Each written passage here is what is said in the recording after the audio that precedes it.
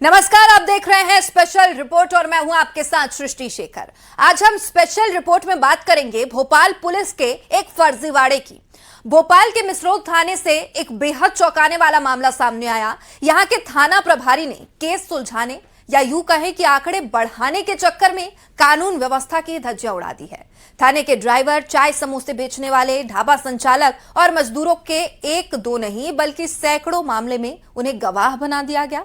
इस पूरे खेल का पर्दाफाश खुद पुलिस के ही सीसीटीएन सिस्टम से हुआ और थाना प्रभारी रतन सिंह परिहार के ज्वाइन करने के महज 4 महीने के भीतर 146 मामलों में गवाह का ऐसा पैटर्न मिला जिसने पूरी पुलिसिंग पर ही सवाल खड़े कर दिए। ये रिपोर्ट देखिए। कानून की किताब कहती है कि गवाह निष्पक्ष होना चाहिए और घटनास्थल के पास का होना चाहिए, लेकिन भोपाल की मिसरोद पुलिस ने अपनी सहूलियत के लिए फिक्स गवाहों की एक पूरी फौज खड़ी कर ली। आरटीआई से मिली जानकारी के मुताबिक 2 दिसंबर 2025 से 16 अप्रैल 2026 के बीच दर्ज मामलों में से ज्यादातर सार्वजनिक जगहों पर शराब पीने, वाहन चोरी और अवैध शराब से जुड़े हैं। हैरान करने वाली बात यह है कि पुलिस जिसे रात में आरोपी बनाती थी, सुबह उसे ही दूसरे केस में गवाह बना देती थी। 103 एफआईआर में बड़ा फर्जीवाड़ा बेनकाब हुआ है। ढाबा संचालक बना 36 मामलों में गवाह, पुलिस के ड्राइवर की 22 जगह गवाही, 28 केस में खुद पुलिसकर्मी बने गवाह, सुबह का आरोपी शाम को बना गवाह। 4 महीने में 146 संदिग्ध मामले दर्ज हुए। अब जरा इन सर्वव्यापी जगहों के किरदार को समझिए। विष्णु पाटिल उर्फ देवा पाटिल 11 मील पर देवराज ढाबा चलाता है। मिसरोद पुलिस को 36 अलग अलग मामलों में अपराध वाली जगह पर यही शख्स मिल गया। दूसरा किरदार है सुरेश अहिरवार, जो सुबह थाने के पौधों को पानी देता है और रात में पुलिस की बोलेरो चलाता है। इस सरकारी ड्राइवर को 22 मामलों में गवाह बनाया गया।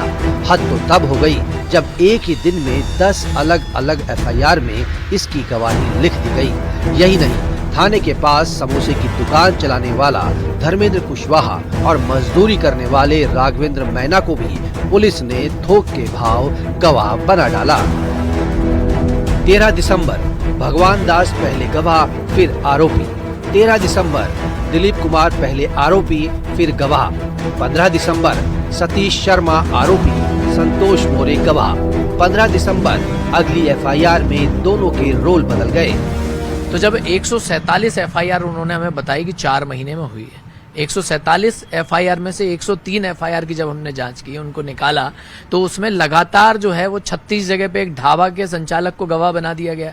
वहीं आप देखेंगे कि पुलिस का ड्राइवर 22 जगह गवाह बना, पुलिस खुद 28 जगह गवाह बन गई। भाई मजदूर जो मजदूरी करने के लिए कहीं और गया है उसको आपने गवाह बना लिया। उनकी सीडीआर लोकेशन तक वहां की नहीं है जहां पुलिस ने उन्हें गवाह बनाया। तो इसमें इसकी हम लोग जो है विधिवत इसकी जांच कराने के उपरांत इसमें क्या तथ्य हैं, किस आधार पर ये हुआ है और इसमें किस प्रकार से गवाहों को उसमें बार बार जो है वो रिपीट किया है, किन परिस्थितियों में रिपीट किया है, इसकी सभी जांच की जाएगी।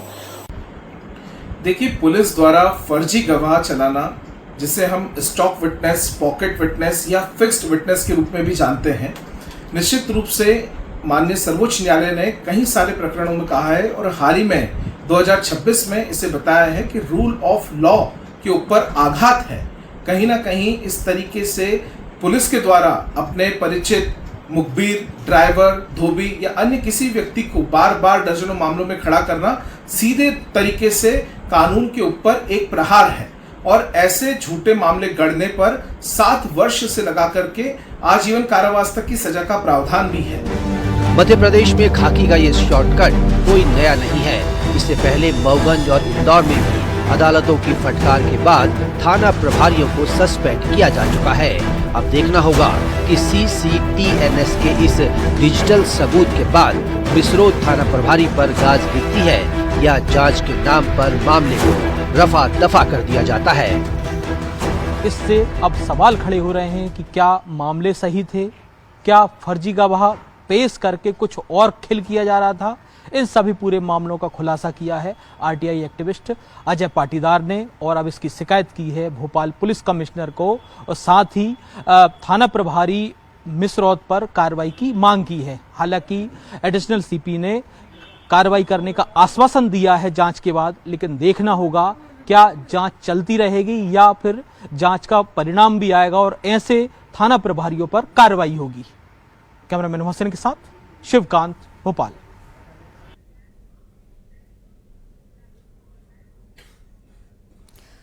तो कानून के ऊपर इतना बड़ा प्रहार खुद कानून के रक्षक ने किया, एक फर्जी टीम ही तैयार कर दी। और ज्यादा जानकारी के साथ हमारे सहयोगी शिवकांत आचार्य इस वक्त हमारे साथ जुड़ गए हैं भोपाल से, और वही विश्वजीत रनौतिया वकील हमारे साथ जुड़े हुए हैं। विश्वजीत जी, बहुत स्वागत है आपका न्यूज 18 में। सबसे पहले शिवकांत, आपका मैं रुक कर लेती हूं, चूंकि इतना बड़ा ये फर्जीवाड़े का मामला सामने आया है, कानून की रक्षा करने की जिस पर जिम्मेदारी थी वही कानून के भक्षक बनते दिखाई दे रहे हैं। क्या इसमें अपडेट अब तक?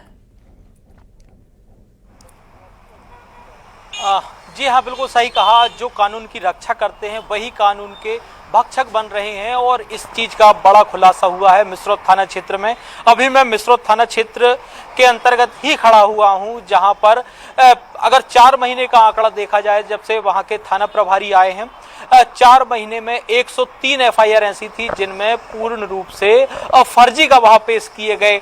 चाहे वो माली हो, चाहे वो खुद पुलिस की गाड़ी चलाने वाला ड्राइवर हो, चाहे समोसे चाय कचौड़ी की दुकान चलाने वाला हो, चाहे ढाबा संचालक हो, ये वो लोग हैं जो अलग अलग मामलों में गवाह बने हैं। और मामले भी वो हैं जो बहुत बड़े नहीं हैं, जिनको आसानी से वो पुलिस मामला दर्ज करती है और रफा दफा करवा देती है। कई बार जब हमारी पुलिस अधिकारियों से बात हुई, कुछ लोगों से, जानकार एक्सपर्ट से बात हुई, तो उनका ये कहना आता है कुछ मामले ऐसे होते हैं कि वहां पर स्थायी गवाह मिल नहीं पाता, तो इसलिए उनको खड़ा कर दिया जाता है। लेकिन ये लोग वो हैं जो परमानेंट गवाह हैं, मतलब यूं मान के चलिए थाने के बाहर वो इसीलिए खड़े हैं कि पुलिस उनको बुलाएगी और गवाह बना के पेश कर देगी। आप सोच सकते हैं कितना लंबा फर्जीवाड़ा है और किस तरह से कानून का उल्लंघन किया जा रहा है मिसरौद थाना क्षेत्र में। इस पे पूरी पुलिस की छवि खराब होती है, और दूसरी बात, आम जनता के प्रति, आम जनता के मन में जो पुलिस के प्रति भाव बने होते हैं वो कमजोर होते हैं। एक्टिविस्ट और समाज सेवी महेश जी हमारे साथ हैं। ये पूरा आपके थाना क्षेत्र में आता है मिसरौद। ये बताइए कि अब ये पूरा खुलासा होने के बाद आप पुलिस को लेकर आप क्या कहेंगे और क्या छवि आम जनता के बीच में जाएगी?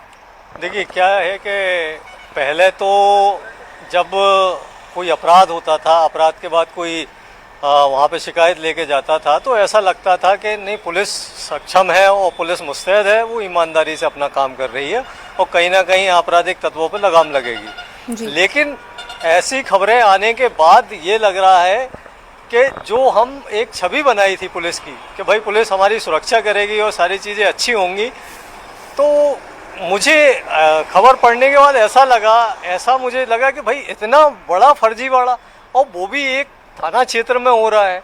अभी परियार साहब टीआई हैं वहाँ पे, तो उनके रहते हुए इतनी सारी चीज़ें हो रही। मैं तो खुद अचंभित था कि कहीं ना कहीं पुलिस प्रशासन ही अगर इस तरह के फर्जीवाड़े करेगा तो फिर आम लोग और आम तरह के जो फर्जीवाड़े होते हैं उनसे तो फिर मतलब क्या ही कहें। अब सर, जिस तरीके से पुलिस की छवि की बात है, जो फर्जी गवाह पेश करने की बात आई सामने, अब एडिशनल सीपी पे बोल रहे हैं कि हम जांच करेंगे, तो अब आप उसको जांच पे भरोसा हो पाएगा आप पे?